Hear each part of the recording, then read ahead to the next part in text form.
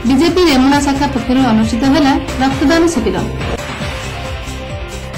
रेमुणार पूर्वतन विधायक गोविंद चंद्र दास 51तम जन्मदिन पालन अवसर में बीजेपी रेमुणा शाखा पक्षर दिवसव्यापी विभिन्न समाज मंगल कार्यक्रम अनुष्ठित हो परिप्रेक्षी में सकाळ एक स्वेच्छाकृत रक्तदान शिविर बीजेपी रेमुणा कार्यालय परिसर में आयोजित होता।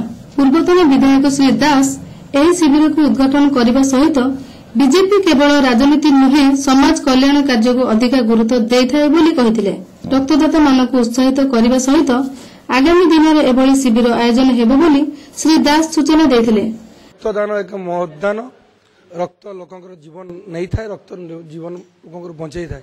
सेथिपाई मु समस्त युवपीढ़ी मानक भाई भौणी मानक अनुरोध करुछु जो जगार ब्लड डोनेशन काम आपण माने निजे भी करंतु जोटी होउची समस्त की ब्लड दियंतु।